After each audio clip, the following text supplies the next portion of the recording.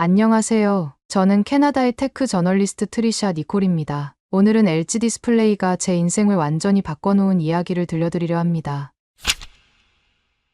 6개월 전만 해도 저는 50만 구독자를 가진 넥스트 게이밍 테크 채널의 평범한 저널리스트였죠. 그저 세계 최초 50% 늘어나는 디스플레이라는 기사 하나를 쓰기 위해 한국을 찾았을 뿐이었는데, 그날 본 불가능을 늘리다라는 문구가 제 인생을 바꾸게 되었답니다. 새벽 3시 서울의 작업실에서 마지막 영상 편집을 하는 중이네요. 그런데 또다시 찾아오는 손목 통증에 잠시 키보드에서 손을 떼었답니다. 예전 프로게이머 시절처럼 통증이 심해질 때면 불현듯 그날의 기억이 떠오르곤 하거든요. 그때 유튜브 채널 매니저인 KT로부터 긴급한 연락이 왔는데 중국발 뉴스를 확인했냐며 목소리가 떨리더라고요. 화면을 가득 채운 뉴스 헤드라인들은 정말 충격적이었답니다. 중국 ISO의 e스포츠 표준화 제안서 제출부터 시작해서 중국 공산당 e스포츠 산업 표준화 전략 수립, 중국 BAT 기업 한국게임단 무차별 매수 시도, 그리고 중국 VSPO 사우디와 손잡고 새로운 e스포츠 리그 창설까지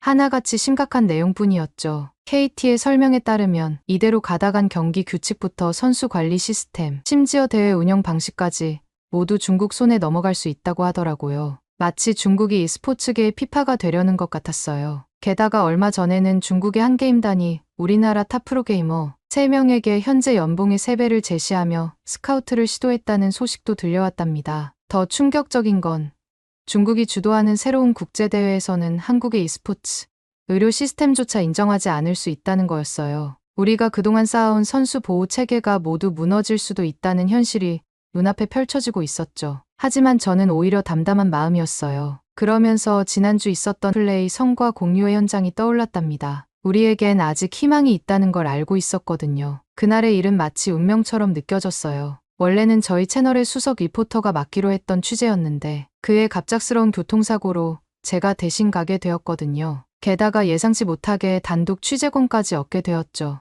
마치 누군가가 의도적으로 저를 그 자리로 이끈 것만 같았답니다. LG사이언스파크의 발표장은 전 세계 미디어들로 가득했어요. CNN, BBC를 비롯해 중국의 CCTV까지 대한민국의 기술력을 확인하기 위해 모든 글로벌 미디어의 이목이 집중된 현장이었답니다. 한국의 LG가 세계 최초로 이뤄낸 기술혁신 앞에서 저는 그저 놀라움을 감출 수 없었죠. 수석 연구원이 무대에 올라 차분하게 설명을 이어가는데 그의 한마디 한마디가 제 가슴을 울리더라고요. 대한민국의 LG 디스플레이가 2017년 겨우 5%에 불과했던 연신율을 이제는 50%까지 끌어올렸다는 건데, 이는 12인치 화면이 18인치까지 늘어나면서도 화질 저하가 전혀 없다는 놀라운 성과였어요. 게다가 1만 번 이상 반복해서 늘렸다 줄였다 해도 기능에 전혀 문제가 없다니. 한국의 기술력은 정말 믿기지 않을 정도였죠. 더구나 중국의 BOE나 대만의 AO는 아직 20%대의 연신율도 달성하지 못했다는 설명에 현장이 술렁이기 시작했어요. 특히 중국 CCTV 기자가 자리에서 벌떡 일어났다가 다시 앉는 모습이 인상적이었답니다. 한국의 LG가 개발한 이 디스플레이는 저온, 고온, 외부 충격에도 화질을 그대로 유지했는데, 이에 외신 기자들은 연신 카메라 셔터를 눌러댔고 현장의 열기는 최고조에 달했죠. 프로게이머 시절 수많은 글로벌 기업의 고성능 디스플레이를 써봤지만 LG의 이 기술은 정말 차원이 달랐어요. 웨어러블 기기와 자동차 디스플레이, 심지어 의료기기까지 대한민국이 또 한 번 세계 최초의 혁신을 이뤄낸 거죠. 특히 저처럼 손목 부상을 겪는 선수들을 위한 맞춤형 게이밍 디스플레이도 가능하지 않을까 하는 생각이 스쳐 지나갔답니다. 문득 제 옆자리에 앉은 미국의 워싱턴 포스트 특파원이 동료와 나누는 대화가 귀에 들어왔어요. 세계 최고의 기술 강국이라 자부하던 미국 기자가 한국의 기술력에 혀를 내두르며 자국의 기술로는 최소 5년은 걸릴 거라며 놀라움을 감추지 못하더라고요. 특히 삼성에 이어 이제는 LG까지 세계 최초의 기술을 선보이는 걸 보며 이제 확실히 미국을 앞서가는 대한민국의 디스플레이 기술을 인정할 수밖에 없다는 말까지 했답니다. 그들의 대화를 들으며 새삼 대한민국의 저력이 가슴 깊이 와닿았어요. 마치 제가 지금 세계 기술 패권이 바뀌는 역사적인 순간을 목격하고 있다는 자부심이 강하게 들더라고요. 미국 기자들의 수군거림을 들으며 문득 제가 있어야 할 곳이 바로 이 대한민국이라는 생각이 들었답니다. 발표회가 끝나갈 무렵 손목 통증이 다시 찾아와 보조기를 꺼내 착용하고 있었는데요. 그때 한 젊은 남성이 제 쪽으로 다가왔어요. 세련된 수트 차림의 그는 제 손목 보조기를 유심히 바라보더니 AI 재활 전문가 신우연 박사라고 자신을 소개하더라고요. 서른 중반으로 보이는 그의 눈빛에서 독특한 통찰력이 느껴졌달까요? 알고 보니 현우 씨는 LG 디스플레이와 함께 차세대 웨어러블 재활 기기를 연구 중이었더라고요. 특히 스트레처블 디스플레이 기술을 의료 분야에 접목하는 프로젝트의 책임자였답니다. 그가 이 성과 발표회에 참석한 이유도 바로 여기에 있었죠. LG의 혁신적인 기술을 재활의학에 적용하면 환자들의 회복 과정을 실시간으로 모니터링하고 맞춤형 치료가 가능해진다는 거였어요. 현우 씨의 부드러운 미소와 따뜻한 말투에서 진심 어린 관심이 느껴졌어요. 그동안 수많은 의사들을 만나봤지만 처음으로 제 상황을 진정으로 이해하려는 누군가를 만난 것 같았죠. 더구나 한국의 최첨단 기술로 새로운 재활 치료의 가능성을 연구하고 있다는 점이 저를 설레게 했답니다. 그래서일까요? 그동안 유튜브 채널에서도 그 어떤 인터뷰에서도 말하지 않았던 제 이야기를 자연스럽게 털어놓게 되었답니다. 처음으로 제 과거를 고백했어요. 한때 분당 500번의 키보드 동작을 자랑하던 북미 최고의 프로게이머였다는 것. 그리고 그 찬란했던 경력이 단 한 번의 손목 부상으로 모두 무너져버렸다는 거요. 지금은 정상 가동률의 5%도 힘겨운 상황이라고 말씀드렸더니 현우 씨의 눈빛이 달라지더라고요. 5%에서 50%로 현우 씨가 중얼거리듯 말했는데 그 순간 저도 깨달았어요. 마치 운명처럼 제 앞에 놓인 숫자들이었죠.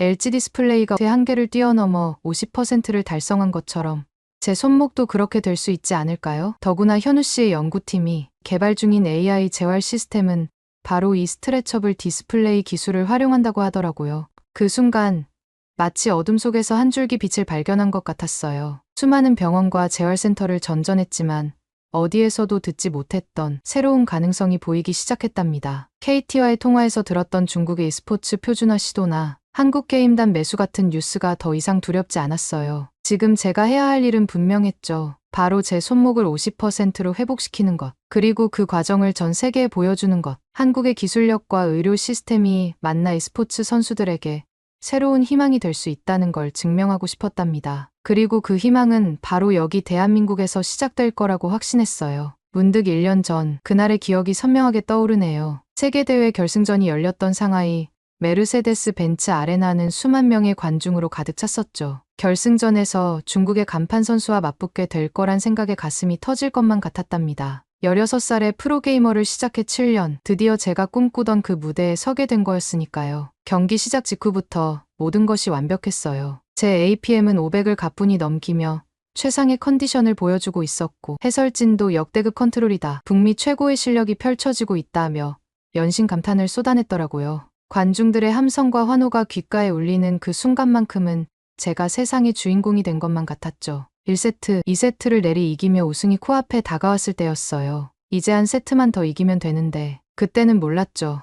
제 인생이 180도 바뀌게 될 거라는 걸. 3세트 중반, 그 순간이 찾아왔어요. 마치 날카로운 칼날이 손목을 관통하는 것 같은 고통이었죠. 전류가 흐르는 듯한 충격이 오른쪽 손목을 타고 올라오면서 그동안 한 번도 느껴보지 못한 공포가 엄습했답니다. 순간 마우스를 쥔 손에서 힘이 빠져나가는 걸 느꼈는데 7년간 꿈꿔왔던 우승컵이 모래성처럼 무너져 내리는 걸 지켜볼 수밖에 없었어요. 상대의 기습에 당하고 말았는데 그때 중국 선수의 비웃는 듯한 표정이 모니터에 비쳤더라고요. 결국 기권을 선언할 수밖에 없었어요. 그날 이후 중국 언론은 연일 서구의 스타 선수가 중국과의 대결을 앞두고 도망갔다는 식의 조롱 섞인 보도를 이어갔답니다. 하지만 이건 시작에 불과했습니다. 미국으로 돌아와 찾아간 병원마다 의사들의 차가운 선고가 이어졌고 절망적인 진단을 받기 시작했어요. 메이오 클리닉, 존스 홉킨스, 스탠포드까지 미국 최고의 병원들을 전전했지만 돌아오는 대답은 모두 똑같았죠. 정상 가동률의 5% 이상은 회복이 어렵다는 것. 프로게이머로의 복귀는 불가능하다는 것. 심지어 일상생활이 가능한 것만으로도 다행이라고 생각하라는 말까지 들어야 했답니다. 그렇게 저는 프로게이머의 꿈을 접고 게임 저널리스트로 전향하게 됐죠. 50만 구독자를 모으며 나름의 성공을 거뒀다고 하지만 키보드를 두드릴 때마다 찾아오는 통증은 제게 영원히 지워지지 않을 상처로 남아있었어요. 그런데 1년 만에 처음으로 다른 이야기를 듣게 됐네요. 현우 씨의 제안은 마치 어둠 속의 한 줄기 빛과도 같았거든요. 기존의 방식과는 완전히 다른 AI 재활 프로그램이라는 설명에 저도 모르게 가슴이 뛰기 시작했죠. 태블릿으로 보여주는 자료들은 정말 놀라웠답니다. 한국의 e스포츠 의료 시스템은 이미 세계 최고 수준이라고 하더라고요. 특히 선수들의 미세 동작 하나하나를 실시간으로 분석한다는 점이 인상적이었어요. 그동안 어떤 의사도 시도하지 않았던 맞춤형 재활이 가능하다는 설명에 절로 고개가 끄덕여지더라고요. 게다가 오늘 공개된 LG의 스트레처블 디스플레이 기술로 손목의 움직임을 실시간으로 모니터링할 수 있다는 거였어요. 마치 제 손목이 50%까지 늘어날 수 있다는 듯한 그의 자신감 넘치는 설명에 1년 동안 꽁꽁 얼어붙었던 제 희망도 조금씩 녹아내리기 시작했답니다. 잠시 망설이던 제게 현우 씨가 다시 한번 도전을 제안했을 때 머릿속에서는 이미 답이 정해져 있었는지도 모르겠어요. 수많은 장면들이 주마등처럼 스쳐 지나갔거든요. 상하이에서의 굴욕적인 기권 순간, 중국 언론의 매서운 비난, 그리고 무엇보다 16살 소녀가 처음 프로게이머를 꿈꾸며 밤새 연습하던 그 초심의 시간까지, 특히 한때 제 플레이를 보며 꿈을 키우던 후배들의 얼굴이 떠오르면서 가슴 한켠이 뜨거워지더라고요. 그래서 망설임 없이 새로운 도전을 시작하겠다고 답했죠. 현우 씨는 환한 미소와 함께 LG 디스플레이 연구진과의 미팅을 준비하겠다며 자리에서 일어났는데 그의 뒷모습을 바라보는 제 마음이 이상하게 설레었답니다. 문득 오늘 아침 KT와 나눴던 대화가 떠올라 중국이 e스포츠 표준화를 꿈꾼다고요? 좋습니다. 하지만 진정한 표준은 숫자나 규정이 아닌 불가능을 가능으로 바꾸는 혁신에서 시작되는 법이죠. 5%를 50%로 바꾼 LG의 기술처럼 제 손목도 그렇게 될 수 있을 거란 희망이 생겼거든요. 그리고 그 도전의 시작점이 바로 여기 대한민국이 될 거란 걸 직감적으로 알 수 있었어요. 제 개인의 재활을 넘어 어쩌면 이곳에서 e스포츠 선수들의 새로운 미래가 시작될지도 모른다는 생각이 들더라고요. 마치 LG의 스트레처블 디스플레이처럼 한국의 기술이 또 한 번 세계의 판도를 바꾸게 될 것 같은 예감이 강하게 들었답니다. 이튿날부터 본격적인 재활이 시작됐네요. 연구소 한켠에 마련된 특별 재활실에 들어서는 순간 저도 모르게 탄성이 나왔답니다. 마치 SF 영화에서나 보던 첨단 장비들이 가득했거든요. 투명한 스트레처블 디스플레이가 벽면을 가득 채우고 한국이 자랑하는 최첨단 AI 시스템이 끊임없이 데이터를 분석하는 모습은 그야말로 압도적이었어요. 특히 현우 씨가 개발한 AI 재활 시스템은 세계 어디에서도 볼 수 없는 혁신 그 자체였죠. 손목에 부착된 스트레처블 센서는 놀랍게도 0.1 움직임까지 감지해낸답니다. 미국의 최고 병원들이 1도 단위로 측정하는 것과는 비교도 안 되는 정밀도였어요. 게다가 이 데이터를 실시간으로 분석해 개인 맞춤형 재활 동작을 제시해주는데 그때마다 화면에 펼쳐지는 3D 홀로그램이 마치 살아 움직이는 것처럼 보이더라고요. 현우 씨의 설명에 따르면 이 시스템은 삼성의 반도체, LG의 디스플레이, 그리고 한국의 AI 기술이 모두 집약된 결정체라고 해요.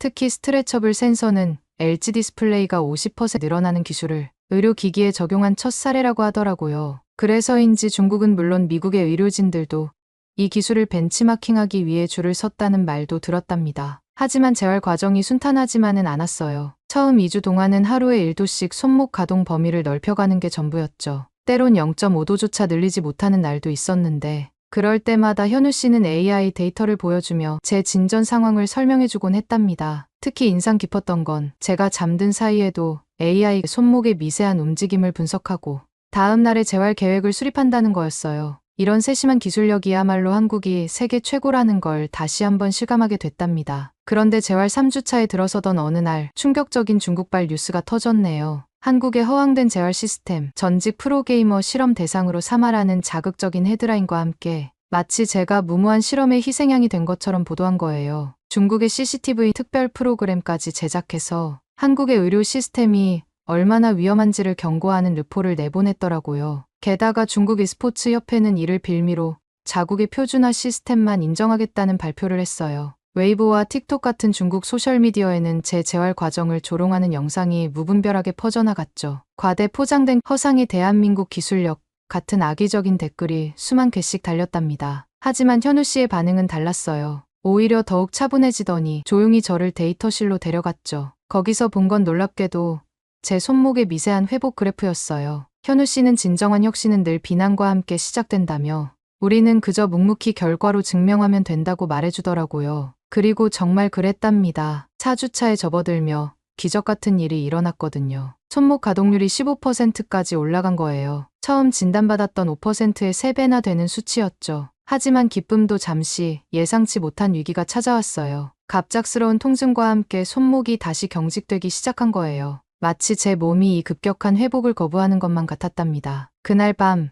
현우 씨의 연구실에 불이 꺼지지 않더라고요. 다음날 아침까지 쌓여있는 커피잔과 구겨진 연구 자료들을 보며 마음 한켠이 뭉클해졌어요. 미국에서는 느껴보지 못했던 환자를 향한 따뜻한 진심이 느껴졌거든요. 현우 씨는 피곤한 기색 속에서도 희망찬 목소리로 무언가를 놓치고 있었던 것 같다며 저를 안심시켰어요. LG 연구진들과 밤새 영상 통화를 하며 새로운 해결책을 찾아 나갔다고 하더라고요. 그 모습에서 한국 특유의 절대 포기하지 않는 끈기가 느껴져 더욱 감동적이었답니다. 그러던 어느 날 아침, 평소와 다른 현우 씨의 밝은 목소리에 고개를 들었어요. 그의 눈빛은 마치 유레카를 외치던 아르키메데스처럼 반짝이고 있었죠. LG의 스트레처블 디스플레이처럼 자연스럽게 늘어났다. 줄어드는 원리를 재활 치료에 적용해보자는 새로운 제안이었어요. 현우 씨의 설명은 신선했어요. 지금까지는 너무 기계적으로 접근했다는 것, 딱딱한 철근 같은 방식이 아니라 자연스럽게 흐르는 물처럼 유연해져야 한다는 거였죠. 그 말을 들으며 문득 깨달음이 왔어요. 제가 겪은 좌절도 한국이 겪은 기술적 도전도 모두 비슷했다는 거요. 강제로 한계를 부수려 하기보다는 마치 고무줄처럼 유연하게 받아들이면서 조금씩 영역을 넓혀가는 것. 그것이 바로 한국이 보여준 혁신의 진정한 의미였나 봐요. 이런 섬세한 접근 방식이야말로 한국 의료진의 특별함이 아닐까 싶더라고요. 최첨단 기술에 인간미를 더하는 것. 바로 이것이 제가 한국에서 발견한 특별한 가치였답니다. 그리고 그 가치는 곧 놀라운 결과로 이어졌어요. 재활 6주차에 접어들던 날 현우 씨가 들고 온 데이터를 보고 저는 눈물을 멈출 수 없었답니다. 손목 가동률이 30%를 넘어선 거예요. 처음 미국 의사들이 말했던 5%가 믿기지 않을 만큼 제 손목은 마치 기적처럼 회복되고 있었죠. 매일 아침 거울 앞에서 손목을 움직여 볼 때마다 가슴이 떨리더라고요. 어제보다 0.1도 늘어나는 가동 범위를 보면서 마치 LG의 스트레처블 디스플레이처럼 제 가능성도 조금씩 확장되고 있다는 걸 느꼈거든요. 중국 언론에서는 여전히 비방을 이어갔지만 이제는 그저 웃음이 나왔어요. 숫자가 말해주는 진실 앞에서는 어떤 비난도 의미가 없으니까요. 그러던 어느 날 현우 씨가 조심스럽게 새로운 제안을 했어요. 제 재활 과정을 세계에 공개하자는 거였죠. 처음에는 망설였어요. 실패하면 어쩌나 하는 두려움도 있었고 또다시 중국 매체의 비난 세례를 받게 될까 걱정도 됐거든요. 하지만 문득 제가 받은 이 놀라운 치료가 전 세계의 다른 선수들에게도 희망이 될 수 있다는 생각이 들더라고요. 결국 저는 카메라 앞에 섰답니다. 매일매일의 재활 과정, 좌절과 희망이 교차하는 순간들, 그리고 한국의 의료진들이 보여준 따뜻한 진심까지 모든 것을 있는 그대로 담기로 했어요. 이제는 자신있게 말할 수 있어요. 중국이 아무리 e스포츠 표준화를 외쳐도 진정한 혁신은 기술력과 인간미가 공존하는 이곳, 대한민국에서 시작되고 있다는 거려. 매일 밤 현우 씨와 LG 연구진들이 끊임없이 연구하는 모습을 보며 확신하게 됐답니다. 이들이 만들어가는 새로운 길이야말로 머지않아 세계 e스포츠의 새로운 표준이 될 거라고요. 5%에서 시작해 30%를 넘어선 제 손목처럼 한국의 기술은 세계의 한계를 뛰어넘어 새로운 역사를 써내려가고 있었으니까요. 결국 그날이 왔네요. 병원에서 최종 검진 결과를 봤던 그 순간을 잊을 수가 없어요. 현우 씨가 들고 온 데이터를 보며 제 눈에는 눈물이 고이더라고요. 8주 만에 제 손목 가동률이 50%를 달성한 거예요. 마치 LG의 스트레처블 디스플레이가 5%에서 50%로 진화한 것처럼 제 한계도 정확히 50%만큼 늘어났답니다. 그 순간 현우 씨의 눈에도 촉촉한 기운이 감돌았어요. 밤낮으로 연구실을 지키며 저를 위해 헌신해준 그의 노력이 떠올라 가슴 한켠이 뭉클해지더라고요. 한국의 의료진들이 보여준 따뜻한 정성이 있었기에 가능했던 기적이었죠. 그래서 망설임 없이 세계대회 복귀를 결심했어요. 그런데 이게 웬일인가요? 제 첫 복귀 전 상대가 중국의 그 선수라는 걸 알았을 때는 운명이란 게 참 묘하다는 생각이 들더라고요. 1년 전 제가 기권했던 그 무대, 그 선수와 다시 마주하게 된 거였으니까요. 마치 누군가가 의도적으로 각본을 쓴 것 같은 우연이었답니다. 준비 과정은 정말 특별했어요. 현우 씨와 LG 연구진들이 개발한 새로운 게이밍 포지션은 그야말로 혁신 그 자체였거든요. 기존처럼 단순히 APM500을 고집하는 대신 스트레처블 디스플레이의 원리를 응용해 손목의 움직임을 최적화했더니 300의 APM으로도 더 효율적인 플레이가 가능해졌답니다. 특히 감동적이었던 건 현우 씨가 보여준 섬세한 배려예요. 매일 밤 제 손목 상태를 체크하고 심지어 주말에도 연구실에 나와 새로운 훈련 방법을 연구하는 모습을 보며 한국인들의 특별한 열정과 따뜻함을 느낄 수 있었죠. 마치 유연하게 늘어나는 디스플레이처럼 제 플레이 스타일도 더욱 부드럽고 자연스러워졌고요. 이런 변화를 지켜보며 문득 깨달았어요. 진정한 혁신은 첨단 기술만으로는 불가능하다는 거려. 현우 씨와 연구진들이 보여준 것처럼 따뜻한 마음과 끊임없는 도전 정신이 합쳐질 때 비로소 가능한 거라는 걸 말이에요. 이것이야말로 제가 한국에서 발견한 가장 값진 선물이 아니었나 싶네요. 대회가 열리는 서울 잠실 실내체육관에 들어서는 순간 마치 심장이 터질 것만 같았어요. 관중석에서는 현우 씨와 LG 연구진들이 응원 피켓을 들고 앉아 있었는데 그들의 눈빛에서 지난 8주간의 시간이 고스란히 느껴지더라고요. 건너편 중국 선수 대기석에서는 여전히 저를 무시하는 듯한 차가운 시선이 느껴졌지만 이제는 전혀 두렵지 않았답니다. 경기가 시작되고 첫 키보드 터치부터 모든 것이 달랐어요. 관중들은 숨을 죽이고 있었지만 해설진의 놀란 목소리가 경기장을 울리더라고요. 무려 APM 500을 자랑하는 중국 선수의 공격적인 플레이에 맞서 제 손목은 마치 춤을 추듯 부드럽게 움직였거든요. 300의 APM으로도 충분했어요. 현우 씨가 개발한 최적화된 동작 하나하나가 완벽한 효율을 만들어내고 있었으니까요. 2세트를 이기고 3세트에 들어설 때였어요. 중국 선수의 얼굴에 당황한 기색이 역력했죠. 여전히 APM 수치에 집착하며 무모한 공격을 시도할 때마다 제 플레이는 마치 물 흐르듯 자연스럽게 그의 공격을 무력화시켰답니다. 그때 관중석에서 들려오는 함성이 점점 커져갔어요. 트리샤, 트리샤 하는 응원 소리와 함께 저는 문득 깨달았죠. 이건 더 이상 제 개인의 싸움이 아니라는 거요. 결국 승리를 확정지었을 때 그건 단순한 게임의 승리가 아니었어요. 한국의 기술력이 만들어낸 새로운 패러다임의 탄생이었죠. 중국의 양적 성장에 맞선 한국의 질적 혁신, 그것이 바로 이 승리의 진정한 의미였답니다. 경기 직후 공개된 제 재활 다큐멘터리 불가능을 늘리다 한국 기술의 도전은 전 세계 e스포츠 커뮤니티에 충격적인 반향을 일으켰어요. 5%에서 50%로의 기적 같은 회복, 그 이면에 숨겨진 한국의 따뜻한 기술력은 많은 이들의 마음을 울렸답니다. 다큐멘터리가 공개되고 일주일 만에 전 세계 e스포츠 선수들의 반응이 쏟아지기 시작했어요. 유럽의 유명 선수들은 자신들의 SNS에 한국의 의료 시스템을 지지하는 장문의 글을 올렸고 미국의 프로팀들은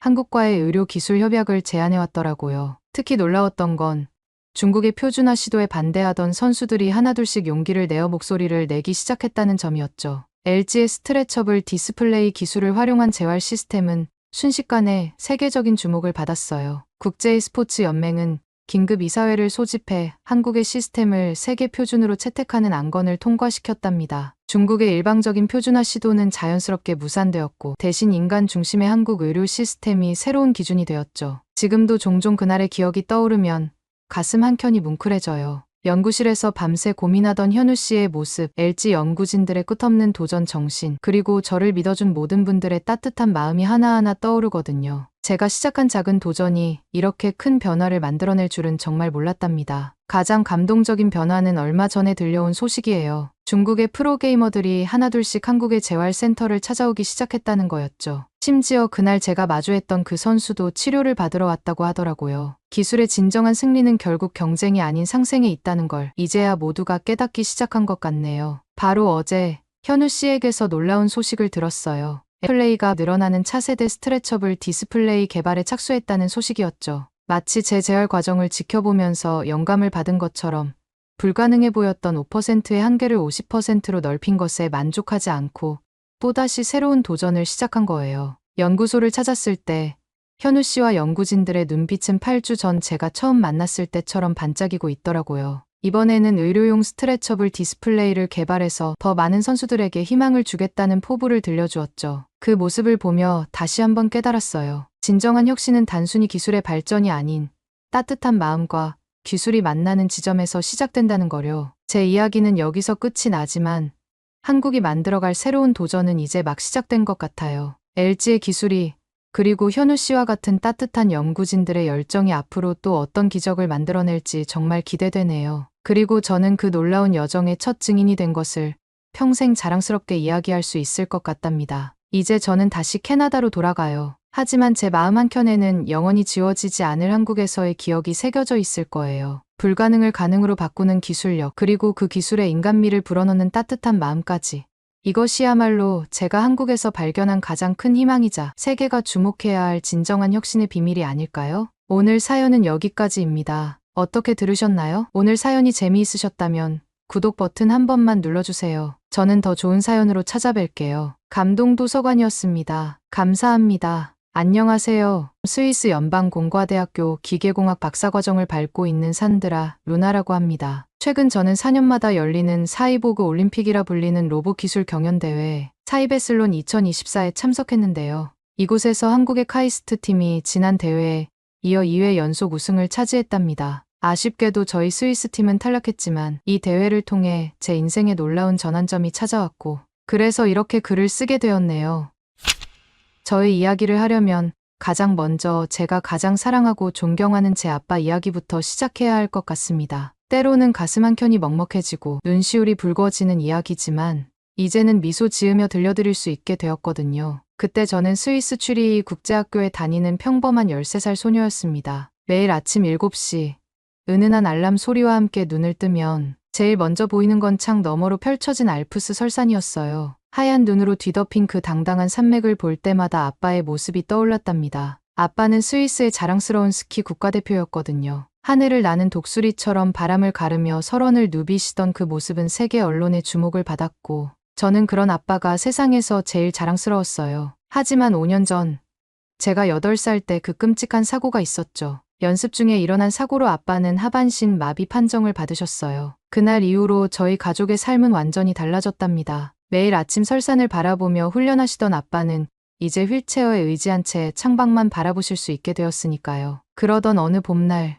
우리 학교에 새로 전학 온 일본인 학생 스즈키로 인해 제 평화로운 일상이 송두리째 흔들리기 시작했습니다. 키가 크고 날렵한 체격의 스즈키는 처음 전학 왔을 때부터 묘한 분위기를 풍겼어요. 다른 친구들과 어울리지 않고 늘 혼자 있었는데 저를 볼 때마다 날카로운 시선을 보내더군요. 처음에는 그저 말썽꾸러기 전학생 정도로만 생각했지만 그의 차가운 미소 뒤에 숨겨진 악의가 서서히 드러나기 시작했거든요. 특히 제가 학교 게시판에 걸린 아빠의 옛사진을 바라볼 때마다 스즈키의 얼굴에는 이상한 감정이 스쳐 지나가는 것을 볼 수 있었어요. 마치 무언가를 알고 있다는 듯한 그 표정이 저를 불안하게 만들었죠. 그러던 중 어느 월요일 아침 체육 시간 직전에 제 체육복이 사라졌어요. 평소 제가 체육복을 넣어두는 사물함은 늘 깔끔하게 정리되어 있었는데 그날따라 엉망이 되어 있었죠. 한참을 찾아 헤매다 결국 체육관 뒤편 쓰레기통에서 발견했어요. 체육복을 꺼내는 제 모습을 보며 스즈키와 그의 친구들이 키득거리는 소리가 들렸습니다. 누가 저에게 이런 짓을 했는지는 분명했죠. 저는 천천히 일어나 그들을 노려보았습니다. 그때 마주친 스즈키의 눈빛에는 단순한 장난을 넘어선 무언가가 깃들어 있었어요. 그리고 며칠 뒤 점심시간,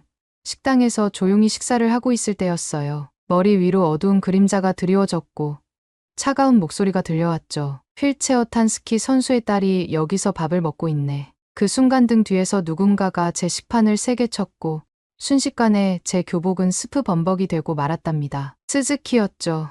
그의 입가에 맺힌 차가운 미소는 마치 오래 계획했던 일을 성공시킨 사람처럼 보였어요. 미안해 실수였어라는 스즈키의 말과 함께 그의 눈빛에는 의미를 알 수 없는 차가운 저기가 담겨 있었습니다. 그날 저는 더는 참을 수 없어 떨리는 목소리로 물었습니다. 도대체 왜 나를 괴롭히는 건지, 내가 무슨 잘못을 했다고 이러는 건지 처음으로 스즈키에게 대들었던 거죠. 스즈키는 잠시 저를 내려다보더니 차갑게 웃으며 말했습니다. 특별한 이유는 없다고, 그저 제가 보기 싫다고 했습니다. 그러면서 한때 스위스의 자랑이라 불리던 스키 선수가 이제는 휠체어나 타고 있다니 우스워서 참을 수 없다는 말까지 덧붙였죠. 저는 아빠를 모욕하지 말라며 소리쳤습니다. 주변의 시선이 우리에게 쏠렸지만 저는 아랑곳하지 않았죠. 하지만 스즈키는 비웃듯 말했습니다. 사실을 말하는 게 무슨 모욕이냐며.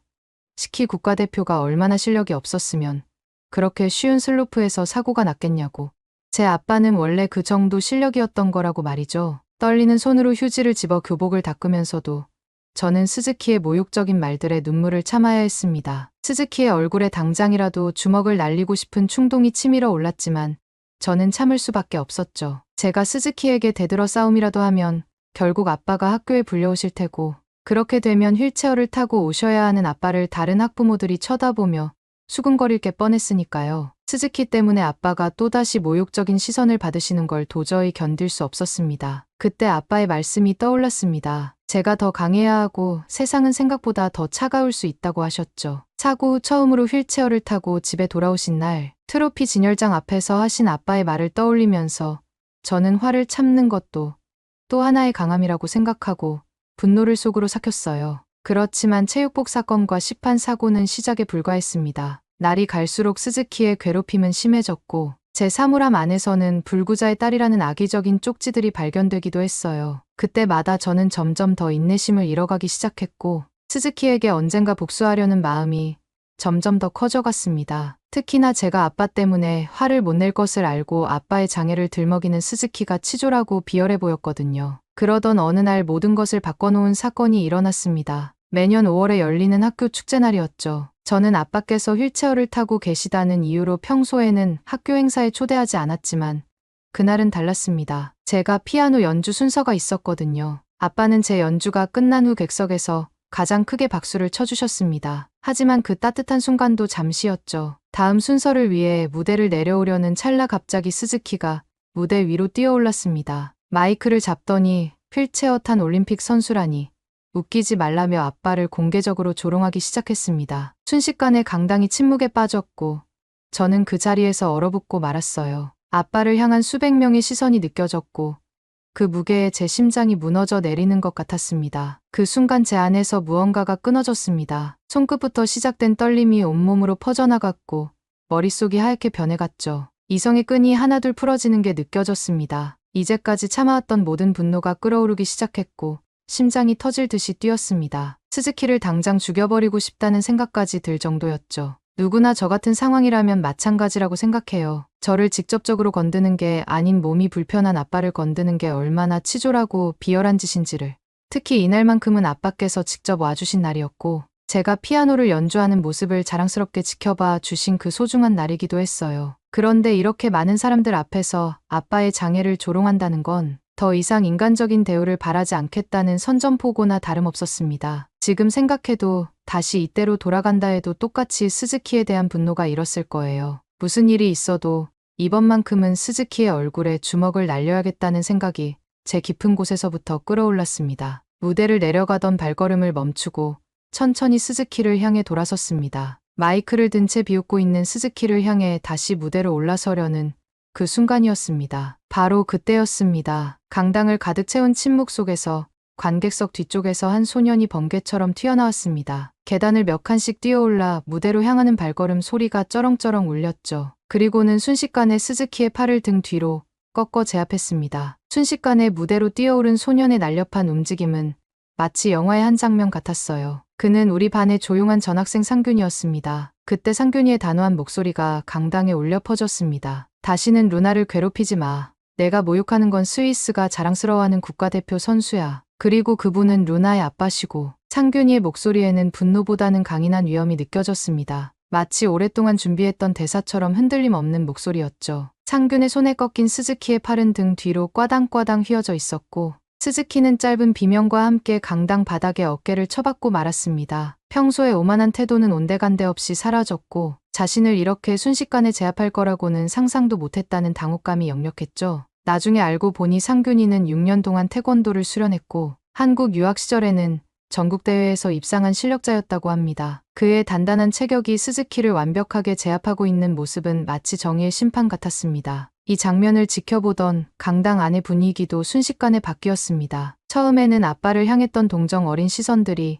이내 스즈키를 향한 차가운 냉소로 바뀌었죠. 학부모들은 한심하다는 듯 고개를 절레절레 흔들었고 스즈키를 바라보는 선생님들의 얼굴에도 깊은 실망감이 역력했습니다. 저와 같은 반 친구들은 평소 스즈키의 오만한 태도가 마음에 들지 않았다는 듯 작은 환호성을 내뱉었고 다른 학생들도 하나둘씩 박수를 치기 시작했습니다. 축제의 즐거운 분위기를 망친 스즈키에 대한 비난과 함께 그를 제압한 상균이를 향한 존경의 눈빛이 강당을 가득 채웠습니다. 그 순간 제 가슴속에서 뜨거운 무언가가 솟구쳤습니다. 그동안 참아왔던 분노와 억울함이 순식간에 녹아내리는 것 같았죠. 저도 이제 한계에 다다라 언젠가는 스즈키에게 복수하리라 마음먹고 있었는데 상균이가 이렇게 제 마음을 읽기라도 한 듯 나타나 저와 아빠를 위해 정의를 실현해주다니 무언가 말로 표현할 수 없는 감동과 고마움이 밀려왔습니다. 강당을 가득 채웠던 무거운 침묵은 어느새 상균이를 향한 작은 박수 소리로 바뀌어가고 있었고 저는 그제서야 진정한 영웅을 만난 것 같은 기분이 들었습니다. 축제가 끝난 후 저는 처음으로 용기를 내어 상균에게 먼저 말을 걸었습니다. 그렇게 저는 그동안 조용한 전학생이라고만 생각했던 상균과 도서관, 부석 창가 자리에 앉아 이야기를 나누게 되었죠. 그런데 그때 상균의 뜻밖의 이야기를 듣게 되었습니다. 상균의 할아버지도 3년 전부터 루게릭병으로 투병 중이시라는 거였습니다. 점점 근육이 마비되어가는 할아버지를 보면서 상균이는 사람의 뇌와 기계를 연결하는 뇌기계, 인터페이스 기술에 관심을 갖게 되었다고 했습니다. 상균이는 할아버지께서 말씀하시고 싶어도 목소리가 잘 나오지 않을 때마다 안타까웠다고 했습니다. 그의 떨리는 목소리에서 할아버지에 대한 깊은 사랑이 느껴졌죠. 그래서 뇌의 신호만으로도 의사소통이 가능한 기술을 개발하고 싶어졌고 꼭 할아버지께 선물해드리고 싶다고 했습니다. 마치 운명처럼 느껴지는 순간이었습니다. 저도 모르게 아빠 이야기를 꺼냈고 우리는 서로의 아픔에 대해 더 깊이 이해하게 되었죠. 그렇게 상균과 저는 가까워졌고 자연스럽게 병원 봉사활동도 같이 시작하게 되었습니다. 매주 토요일마다 아빠가 계신 재활병원에서 휠체어를 밀어드리고 식사를 도와드리고 때로는 그저 이야기를 들어드리는 것만으로도 환자분들의 얼굴에 미소가 번졌습니다. 특히 상균이가 한국에서 배워온 안마법으로 어깨를 주물러 드릴 때면 환자분들의 표정이 한결 밝아지곤 했죠. 지금 돌이켜보면 스즈키의 괴롭힘으로 시작된 그 힘든 시간들이 오히려 저를 더 단단하게 만들어준 것 같습니다. 무엇보다 상균이라는 소중한 친구를 만나게 해준 계기가 되었으니까요. 어쩌면 이 모든 것이 우연이 아닌 운명이었는지도 모르겠습니다. 서로 다른 아픔을 가진 두 사람이 만나 함께 성장할 수 있도록 누군가가 정해둔 특별한 만남 같았으니까요. 그렇게 세월이 흘러 지났습니다. 고등학교를 졸업하면서 상균이는 한국으로 돌아갔고 저는 스위스에 남아 공부를 이어갔죠. 처음엔 이메일도 자주 주고받았지만 시차와 바쁜 일상 속에서 자연스레 연락이 뜸해졌답니다. 어느덧 10년이라는 시간이 흘러 저는 스위스 연방공과대학 박사과정에서 웨어러블 로봇공학을 연구하게 되었어요. 그러던 어느 날 사이베슬론 대회 준비를 위해 최신 연구 동향을 살펴보다가 네이처지에서 낯익은 이름을 발견했습니다. 뇌기계 인터페이스의 혁신적 발전이라는 제목의 논문 제1저자가 김상균이었거든요. 순간 가슴이 덜컥 내려앉았지만 동명이인일 수도 있다는 생각에 확신하지는 못했답니다. 그런데 운명이었을까요? 며칠 후 취리히에서 열린 의공학 컨퍼런스에서 기조연설자로 나선 연구자를 보는 순간 저는 그 자리에서 얼어붙고 말았어요. 10년이라는 세월이 무색하게 단 1초 만에 그를 알아볼 수 있었습니다. 까만 교복을 입고 태권도 자세로 스즈키를 제압했던 그 당당한 모습 그대로였으니까요. 발표가 끝나고 청중들의 박수 소리가 잦아들 무렵 우리의 시선이 마주쳤습니다. 상균의 눈이 커졌고 곧이어 환한 미소가 번졌죠. 그렇게 우리의 재회는 시작되었답니다. 취리히 후숟가를 거닐며 나눈 이야기는 정말 끝이 없었답니다. 10년이라는 시간 동안 우리는 각자의 자리에서 꿈을 향해 달려왔더군요. 상균은 카이스트에서 뇌기계 인터페이스를 연구하며 할아버지와의 약속을 이뤄가고 있었고 저는 아빠를 위한 웨어러블 로봇을 연구하고 있었습니다. 특히 한국의 발전상을 전해주는 상균의 이야기는 저를 완전히 매료시켰어요. 로제 아파트 노래가 세계 1위를 기록했다는 뉴스를 전하자 저도 반가운 마음에 우리 연구실 동료들도 다 알고 있다며 맞장구를 쳤네요. 상균은 그런 제 반응이 신기한 듯 웃으며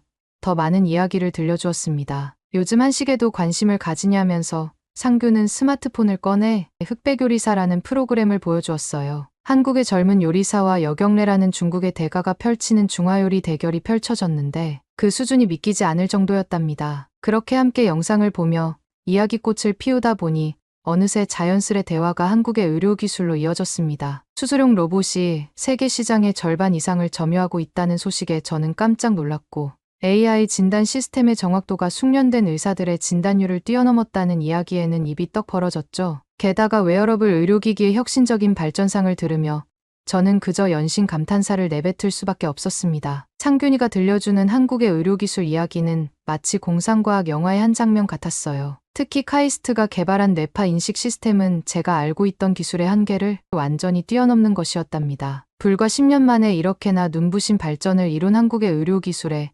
경이로움을 느끼지 않을 수 없었어요. 세상에, 정말 믿을 수 없다. 제 말에 상균이는 빙그레 웃으며 더 놀라운 소식을 들려주었죠. 이미 전 세계 상위 10개 병원 중 7곳에서 한국의 의료 시스템을 도입했다는 거예요. 순간 제 마음속에는 작은 희망이 자라나기 시작했습니다. 어쩌면 아빠도 다시 스키를 탈 수 있지 않을까 하는 기대가 생겼거든요. 그렇게 해가 저물어갈 무렵 상균이 알프스가 보이는 전망, 좋은 레스토랑을 알고 있다며 저녁 식사를 제안했습니다. 알프스 설산이 한눈에 보이는 알프스 뷰 레스토랑은 상균이 학창시절 즐겨 찾던 곳이라고 했어요. 그의 제안에 흔쾌히 동의했죠. 옛 추억이 담긴 장소에서 10년 만에 재회를 자축하고 싶었거든요. 알프스 설산이 한눈에 보이는 알프스 뷰 레스토랑에서 우리는 10년 전 그날의 이야기로 시간 가는 줄 몰랐답니다. 그때 내가 스즈키 팔 꺾어서 강당 바닥에 처박았을 때 진짜 통쾌하더라. 제가 웃으며 말하자 상균이도 따라 웃었습니다. 사실 나도 그때 엄청 떨렸어. 태권도는 했지만 실전은 처음이었거든. 상균이의 솔직한 고백에 우리는 또다시 웃음보가 터졌습니다. 그때였어요. 제 등 뒤에서 익숙하면서도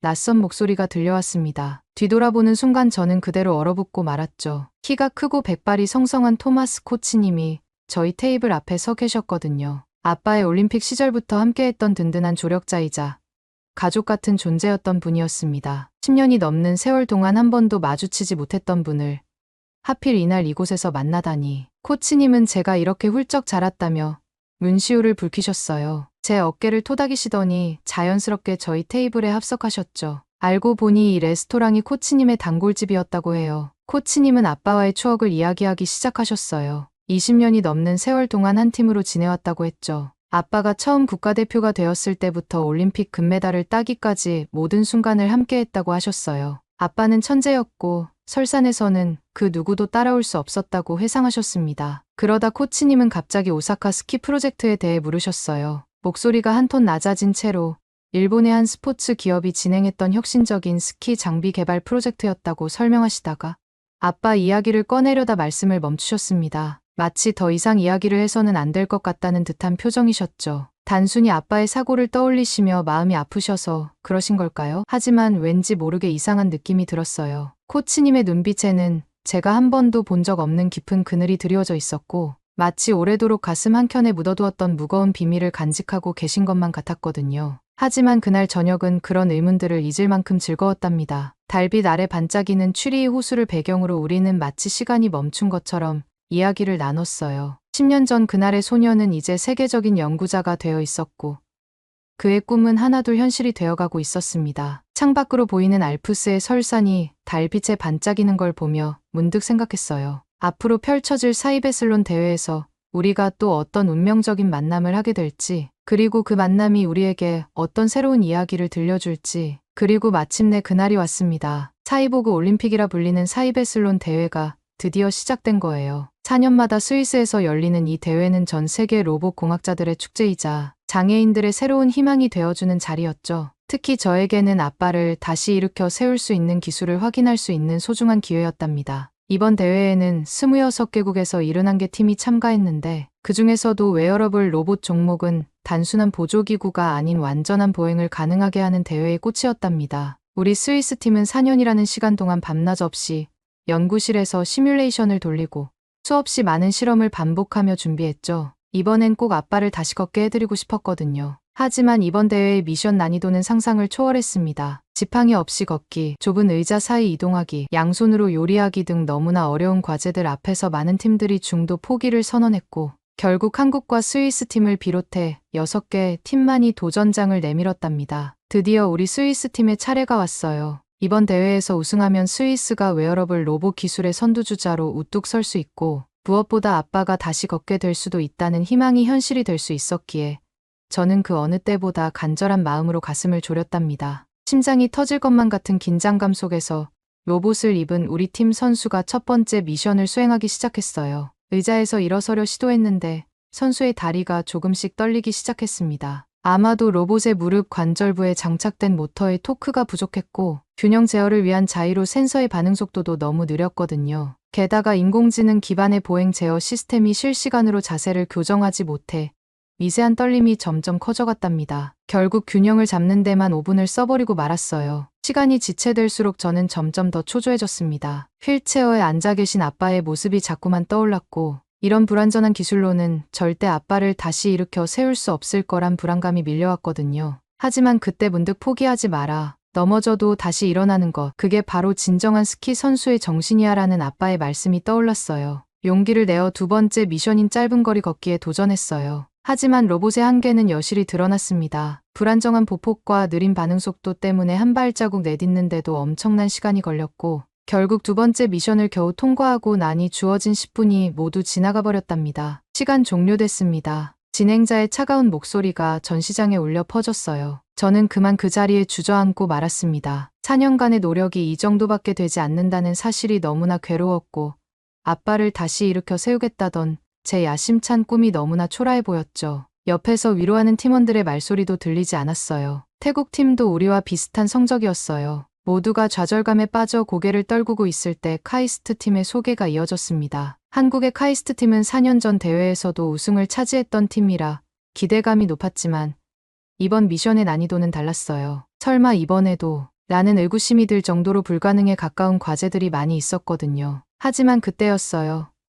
실제 하반신마비 장애인 선수인 김승환 연구원이 조용히 손을 들어 시작을 알렸습니다. 순간 전시장의 공기가 얼어붙었죠. 그리고 믿을 수 없는 광경이 펼쳐졌답니다. 워크온 슈트 F1이라는 웨어러블 로봇이 마치 철갑상어의 비늘처럼 김승환 연구원의 몸에 완벽하게 밀착되더니 마치 춤을 추듯 우아하게 그를 일으켜 세웠어요. 저는 순간 제 눈앞에서 펼쳐지는 보고도 믿을 수 없는 광경에 그 자리에서 얼어붙어 버리고 말았습니다. 방금 전까지 우리가 겪었던 고난이 거짓말처럼 느껴질 정도로 완벽한 동작이었거든요. 떨리는 손으로 입을 가리며 놀람을 감출 수가 없었어요. 특히 로봇이 김승환 연구원의 몸에 밀착되는 순간 마치 제 심장이 멎는 것 같았답니다. 우리가 4년간 이루지 못한 꿈 같은 광경이 눈앞에서 펼쳐지고 있었으니까요. 문득 휠체어에 앉아 계신 아빠의 모습이 떠올랐어요. 혹시 정말로 가능할까, 아빠도 이렇게 자연스럽게 일어서실 수 있을까 하는 생각에 가슴 한켠이 뜨거워지면서 눈시울이 부러졌답니다. 이건 바로 제가 그토록 꿈꾸던 미래였기 때문이죠. 놀란 마음을 애써 누르고 한국팀의 경기를 계속 지켜봤는데 워크온 슈트 F1이라는 이름의 장비를 입은 김승환 연구원의 모습은 다른 팀들과는 완전히 달랐어요. 모터가 장착된 12개의 관절이 사람의 움직임처럼 자연스럽게 움직였고 특히 1초에 1000번씩 균형을 측정한다는 센서 기술은 믿기지 않을 정도였답니다. 우리가 5분 동안 겨우 해냈던 일어서기를 그는 마치 아침에 일어나듯 자연스럽게 해냈거든요. 그런데 진짜 놀라운 건 그때부터였어요. 김승환 연구원은 주어진 미션들을 마치 건강한 사람처럼 수행해 나갔거든요. 좁은 의자 사이를 옆걸음질로 이동하고 무거운 박스를 들어 옮기는가 하면 지팡이 없이도 자유롭게 걸어 다녔습니다. 저도 모르게 손에 땀이 맺혔고 심장은 마구 쿵쾅거렸답니다. 이게 정말 현실일까?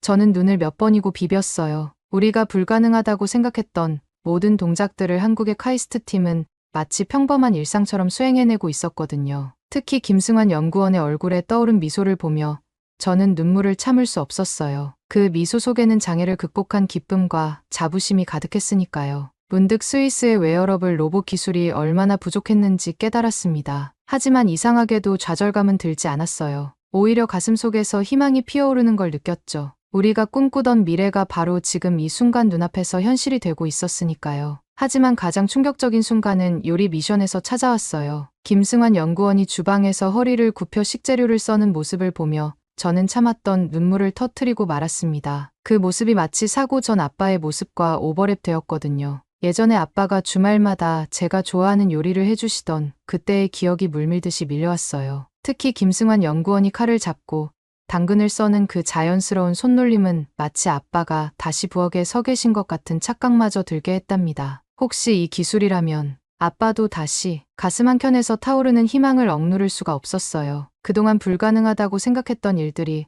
어쩌면 현실이 될 수도 있다는 생각에 온몸이 떨려왔습니다. 불과 6분 41초. 카이스트 팀은 모든 미션을 완벽하게 통과했어요. 우리가 10분 동안 겨우 2개 미션을 해낸 것과는 비교도 안 되는 놀라운 성과였죠. 전시장은 기립박수와 환호성으로 가득 찼고 심지어 경쟁 팀들조차 감탄을 숨기지 못했답니다. 이건 한국팀의 압도적으로 뛰어난 세계 최고 기술력의 승리임과 동시에 전 세계 장애인들에게 주는 희망의 환호성이었어요. 저는 그 자리에 서서 한동안 움직일 수가 없었어요. 눈앞에서 일어난 일들이 마치 꿈만 같았거든요. 방금 전까지 느꼈던 좌절감은 온데간데 없이 사라지고 대신 가슴 한가득 희망이 차올랐답니다. 이제는 확신할 수 있었어요. 언젠가 아빠도 이 기술로 다시 일어서실 수 있을 거라는 것을, 그리고 우리 가족의 일상도 다시 돌아올 수 있으리라는 것을. 그중에 특히 인상 깊었던 건 이 모든 부품과 기술이 순수 한국 기술로 이루어졌다는 점이에요. 12개의 관절을 정교하게 제어하는 고성능 모터부터 1초에 1000번씩 균형을 측정하는 첨단 자이로 센서, 그리고 실시간으로 보행을 보조하는 AI 신경망 시스템까지 모든 것이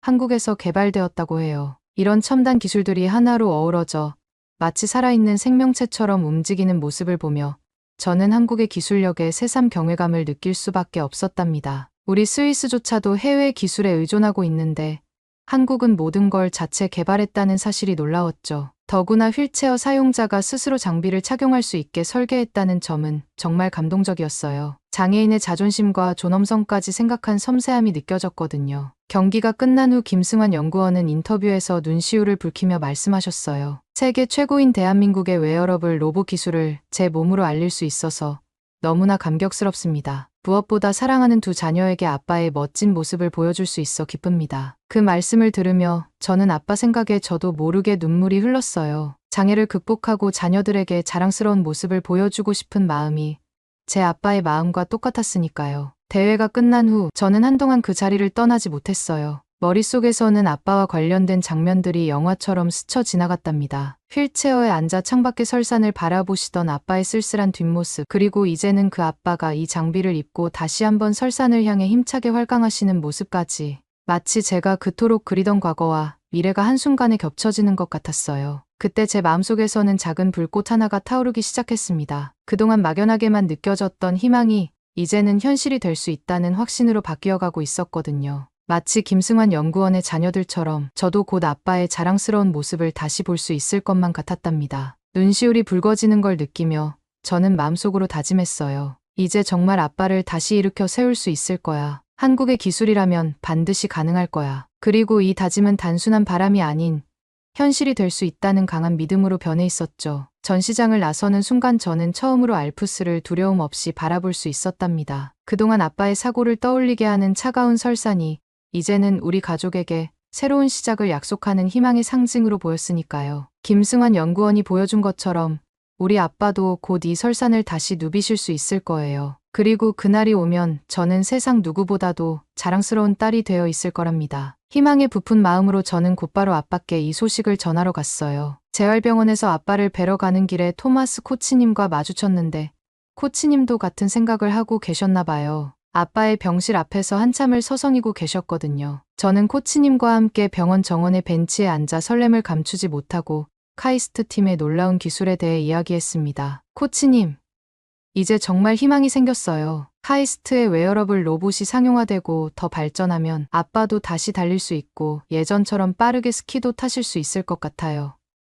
그런데 제 말이 끝나자마자 코치님의 표정이 순식간에 굳어졌어요. 레스토랑에서처럼 또다시 그 무거운 그림자가 코치님의 얼굴을 덮었죠. 다른 사람들은 모두 기쁜 소식인데 코치님만 유독 무거운 표정을 지으시는 게 이상했어요. 마치 오래된 죄책감이라도 털어내야 할 것처럼 고통스러운 표정이셨달까요? 문득 레스토랑에서 오사카 스키 프로젝트를 언급하실 때의 그 불편한 눈빛이 떠올랐습니다. 그때도 지금도 코치님의 표정에는 뭔가 말 못할 비밀이 숨겨져 있는 것만 같았어요. 저는 용기를 내어 조심스럽게 오사카 스키 프로젝트와 관련이 있는지 레스토랑에서도 그러셨고 아빠 얘기만 나오면 항상 표정이 어두워지시는 것 같다고 물었습니다. 코치님은 한참을 말없이 먼 산을 바라보시더니 마침내 떨리는 목소리로 말씀을 시작하셨어요. 아빠의 사고는 단순한 우연이 아니었다고 했습니다. 코치님의 목소리에는 오랫동안 가슴속에 묻어두었던 무거운 슬픔이 묻어났어요. 당시 아빠가 신으셨던 스키 장비는 오사카 스포츠사의 비밀 프로젝트 제품이었고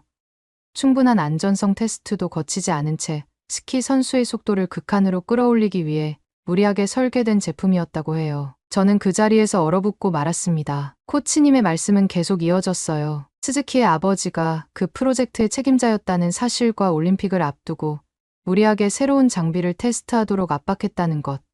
그리고 사고 이후 이 모든 진실이 철저히 은폐되었다는 충격적인 이야기였죠. 코치님은 그동안 말씀하지 못해 정말 미안하다고 하셨어요. 하지만 어제 카이스트 팀의 발표를 보면서 결심하셨다고 했습니다. 이제는 제가 모든 진실을 알아야 할 것 같다고 하시면서 특히 카이스트의 기술에는 무엇보다 안전이 최우선으로 고려되어 있어서 당시 오사카 스포츠사가 저지른 실수와는 완전히 다르다고 말씀하셨어요. 그 순간 머릿속이 하얗게 변했어요. 모든 것이 선명하게 이해되기 시작했죠. 스즈키가 저를 그토록 괴롭혔던 이유, 아빠의 사고를 비웃었던 이유, 그리고 그의 아버지가 왜 갑자기 일본으로 돌아갔는지까지. 코치님의 고백은 계속 이어졌습니다. 당시 오사카 스포츠사는 새로운 스키 장비로 시장을 장악하려 했다고 해요. 최고의 스키 선수였던 아빠를 내세워 그들의 제품을 홍보하려 했던 거죠. 하지만 그들은 안전은 뒤로 한 채 오직 속도와 성능만을 추구했다고 합니다. 이 이야기를 듣는 순간 저는 그 자리에 주저앉고 말았어요. 온몸이 부들부들 떨리면서 손끝까지 차가워지는 게 느껴졌습니다. 그동안 단순한 사고라고만 생각했던 일이 사실은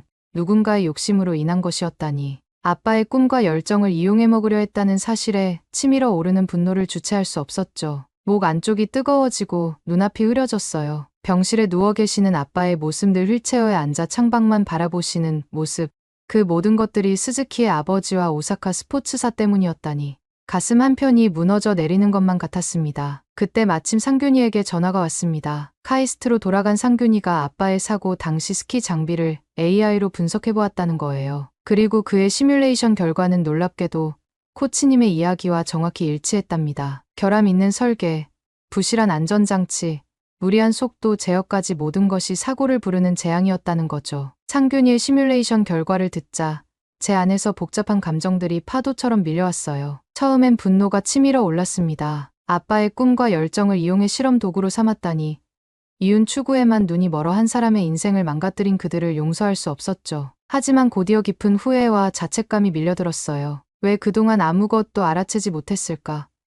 스즈키의 수상한 행동들과 코치님의 무거운 표정, 그리고 사고 당시에 이상했던 정황들까지 모든 퍼즐 조각이 맞춰지는 순간 제 무력함에 눈물이 흘러내렸습니다. 특히 아빠를 생각하면 가슴이 미어져 왔어요. 늘 묵묵히 고통을 참아내시면서도 제게는 포기하지 말라고 용기를 주시던 아빠. 그런 아빠의 사고가 단순한 우연이 아닌 누군가의 욕심으로 인한 것이었다니. 복받치는 감정에 온몸이 떨려왔습니다. 하지만 상균이는 제 분노와 슬픔이 가득한 목소리를 듣고는 잠시 말을 멈췄다가 차분한 목소리로 다시 이야기를 시작했어요. 복수나 분노보다 더 의미 있는 일을 하자고 했죠. 아빠께서 늘 말씀하시던 설산의 자유를 모든 사람에게 선물하자고 제안했습니다. 그 말을 듣는 순간 아빠의 모습이 떠올랐어요. 진정한 스키의 가치는 속도가 아닌 자유라고 늘 말씀하시던 아빠. 코치님도 고개를 끄덕이시며 앞으로 나아가야 할 방향은 과거가 아닌 미래라고 말씀해 주셨죠. 상균이는 카이스트의 뇌기계 인터페이스 기술을 스키 장비에 접목하면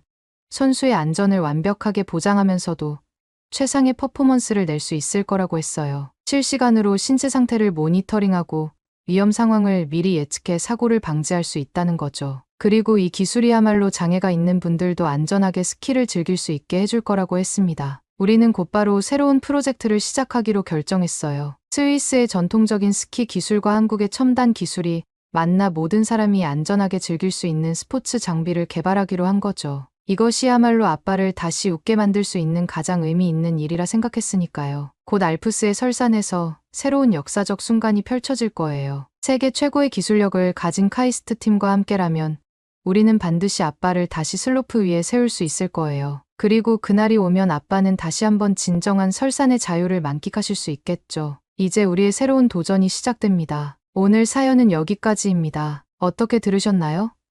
카이스트 팀이 웨어러블 로봇 분야에서 무려 8년간 세계 1등의 최고의 기술력을 가지고 있었다니 정말 자랑스럽습니다. 오늘 사연이 재미있으셨다면 구독 버튼 한 번만 꼭 눌러주세요. 영상을 꾸준히 만드는데 큰 힘이 됩니다. 저는 더 좋은 사연으로 찾아뵐게요. 감동도서관이었습니다. 감사합니다.